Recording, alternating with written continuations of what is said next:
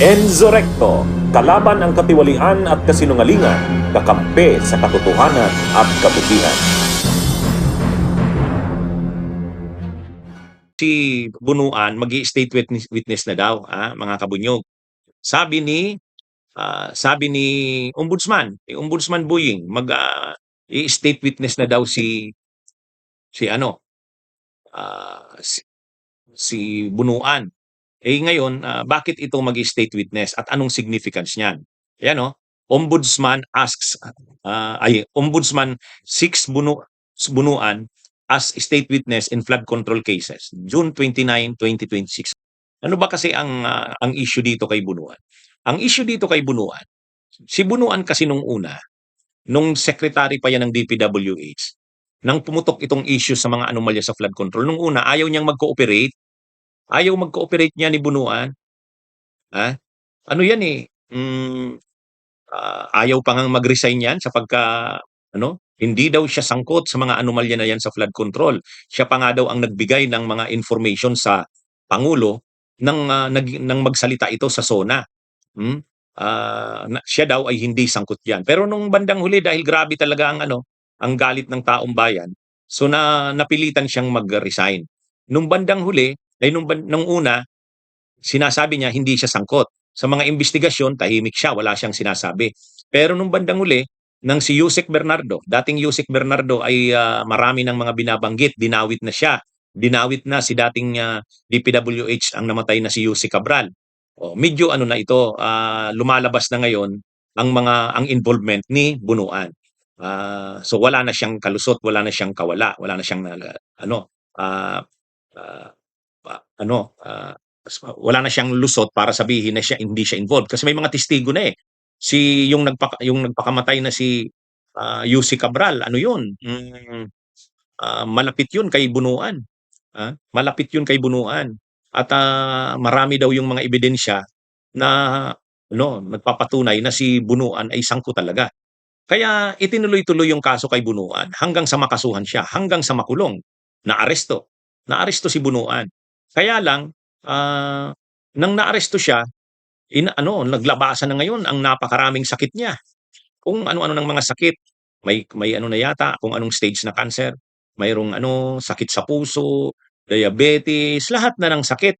Tapos nag-apply siya ng hospital arrest. Pinagbigyan naman ng Sandigan Bayan. So nasa hospital arrest siya sa ngayon. Yan yung katayuan nito ni Bunuan. At habang nasa hospital arrest, siguro nag-offer siya sa ombudsman na mag-i-state witness. So sabi ni ombudsman nga kanina, inanunsyo niya na mag-aano na daw, approve na ng ombudsman. Ibig sabihin sa level nila, payag sila na maging state witness si Bunuan. Mag-a-apply na sila sa korte. Kasi korte ang mag-a-approve Sandigan Bayan.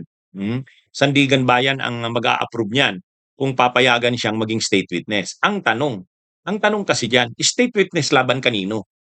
Sino ba ang mga ituturo niya? Dapat malaman ng publiko 'yan. Hindi pwedeng ganyan lang 'yan kadali. Na basta na lang sasabihin ni Ombudsman Buying Rimulya na state witness na 'yan. Hindi maganda ang magiging imahen niyan. Unang-una, alam naman natin si Bunuan, mataas na official sa ilalim ni PBBM. DPWH Secretary yan. Dating DPWH Secretary sa panahon ni PBBM. At sa buong panahon na naging DPWH Secretary siya, marami siyang alam namang hindi niya alam ang mga nangyari na yun. Hindi siya simpleng doon. Kung iisipin, kasama siya malamang sa mastermind niyan.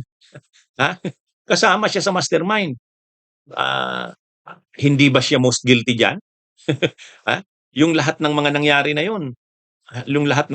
na yun, hindi mangyayari yun kung hindi niya alam yun.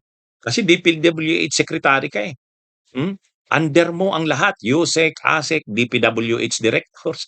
Kaya yun sila Bunuan, yun sila Cabral, sila Bernardo, under niya lahat yun eh. Kung yun sila Bernardo ay sangkot at lalo na si Bunuan, mataas ang level niya. Kaya ewan ko kung anong dahilan, bakit gusto pa ni Ombudsman Buying na maging state witness. Kasi kung wala din naman siyang bagong idadawit na mga officials, Wala siyang ituturo ng mga bagong matataas na officials, mga big fish. Wala na. Bakit mo kakailanganin pa? Actually, isang requirement sa state witness, papayag kang maging state witness ang isang akusado, papayag ang state na maging state witness ang isang akusado dahil hindi ka magtatagumpay na mai-prosecute ang mga akusado kung wala ang kanyang cooperation. Pero kung mayroon din namang mga testigo na available at kaya namang ma-convict yung mga akusado kahit hindi siya maging state witness, hindi yan papayagan na maging state witness. So, magiging state witness siya para kanino? Kailangan mo nang malaman sino yung mga titistiguhan niya. Sino ang mga titistiguhan niya?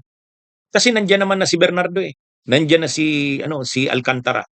Oh, hindi pa ba sapat yung mga testimonya nila Alcantara, nila Bernardo para kung mayroon siyang mga ituturong mga bago o kaya mga matataas na officials na wala pang matibay na mga ebidensya, okay yun.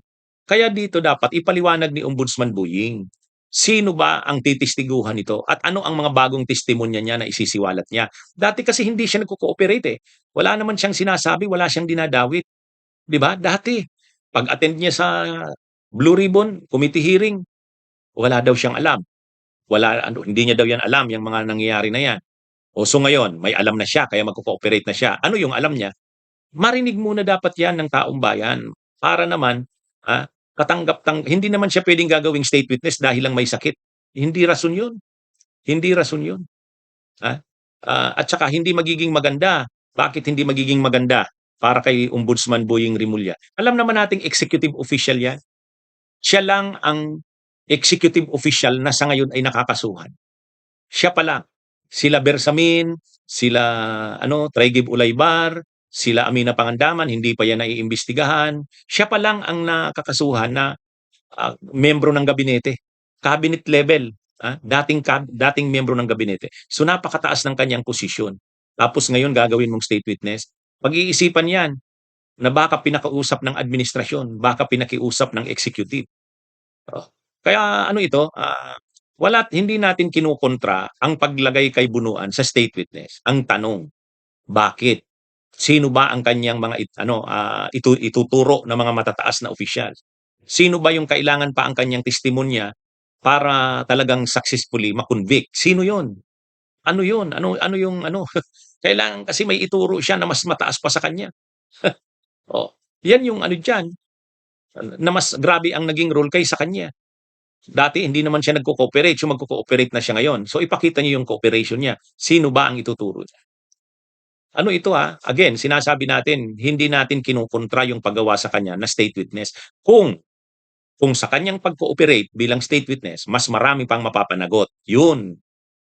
Yun yung Kaya kailangan ng explanation sa part ng ombudsman yan. Kung hindi, pag-iisipan siya niya. Okay, mga kabunyog, mga kababayan, magandang araw sa inyong lahat. Mabuhay po tayo. Bunyog, bunyog, halikan na kasama ka. Bunyog, kapag buklod ay may pag-asa. Luzon, Visayas, Mindanao, isa ang pananaw. Sa bagong Pilipinas ang bunyog isisigaw. Bunyog.